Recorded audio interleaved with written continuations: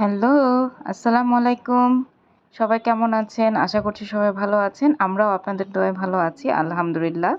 বেশ কিছুদিন ধরে মামুন, সামারার বাবা আমাকে খুব খোঁচাচ্ছিল যেন তার সাথে গিয়ে 'তুফান' মুভিটা দেখে আসি।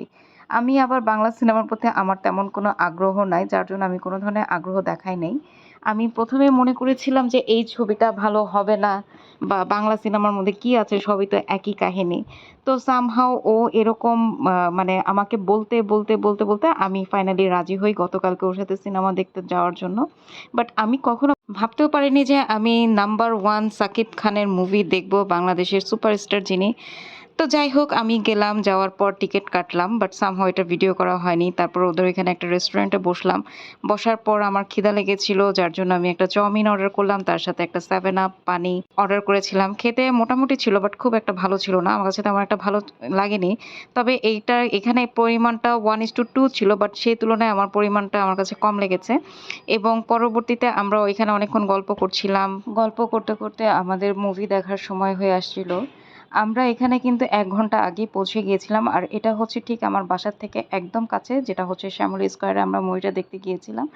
এখন যে প্লেসটা আপনারা দেখতে পাচ্ছেন, এখানে হচ্ছে অনেকেই ছবি তুলতেছিল। আমরাও এখানে কিছুক্ষণ দাঁড়িয়ে ছবি তুলেছিলাম। ওদেরকে দেখে আমাদেরও ছবি তোলার শখ হয়েছিল।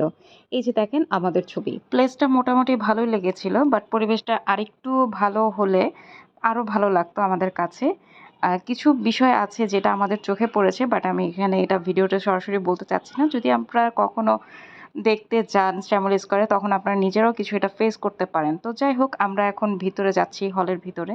তো এখানে প্রচণ্ড ভিড় ছিল কালকে। তো আমরা এখানে কিছুক্ষণ দাঁড়িয়েছিলাম। আমাদের সিটটা পড়েছিল এই হল রুমের ডান সাইডের দরজার থেকে আরো দূরে, মানে বহু দূরে। তো এখানে বেশ কিছুক্ষণ দাঁড়িয়ে থাকার পর আমরা আবার ঘুরে এই হল রুমেরই অন্য দরজা দিয়ে আমরা ঢুকেছিলাম। আমরা এই শো এর টিকিট কেটেছিলাম বিকাল 5:30টার দিকে। যখন আমরা টিকিট কেটেছিলাম তখন আমরা মনে করেছিলাম যে এখানে কোনো ধরনের ভিড়ই হবে না, আমরা খুব সুন্দর করে সিনেমা দেখতে পারবো। কিন্তু যখন আমরা হলের ভিতরে গেলাম, যখন মানুষের ভিড় দেখলাম, পরে বুঝতে পেরেছিলাম যে এখানে কি পরিমাণ ভিড়। সবাই যে বাংলা মুভি এইভাবে দেখতে আসবে, এটা আমাদের ধারণার একদমই বাইরে ছিল, বিশেষ করে আমার। কারণ আমি ভাবতেও পারিনি মানুষ এখনও বাংলা সিনেমার প্রতি এত ক্রেজ আছে। অবশ্যই বলতে হয় এটা সম্পূর্ণ ক্রেডিট নাম্বার 1 সাকিব খান, আমাদের দেশের সুপারস্টার, এবং অবশ্যই রায়হান রাফিকে। বাংলাদেশে যে এরকম একটা মুভি করতে পারবে সেটা আসলেই আমার ধারণার বাইরে ছিল। আমি ভাবতেও পারিনি যে এত সুন্দর একটা মুভি হবে বাংলাদেশে। এটা কমপ্লিটলি আমার কাছে ছিল একটা আনএক্সপেক্টেড একটা movie.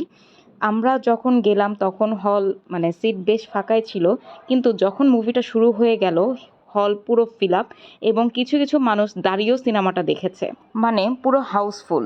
It was really amazing a movie and I like it so much. Shakib Khan, Chanchal Chowdhury sir, Shahiduzzaman Selim sir, Babu sir এবং যারা আরও ছিলেন মুভিটাতে, তাদের সবার অভিনয় দেখার মতো ছিল। মানে সব কিছু মিলিয়ে মুভিটা আমার খুব ভালো লেগেছে। আমি বলতে গেলে সাকিব খানের এখন বড় একটা ফ্যান হয়ে গিয়েছি। সো সবাইকে মুভিটি হলে গিয়ে দেখার আমন্ত্রণ রইল। ওকে, থ্যাংক ইউ অ্যান্ড আল্লাহ হাফেজ। চলে যাচ্ছে, তাই রুখে দিন পাইরেসি। আপনার পাশের সিটে যদি কেউ মোবাইল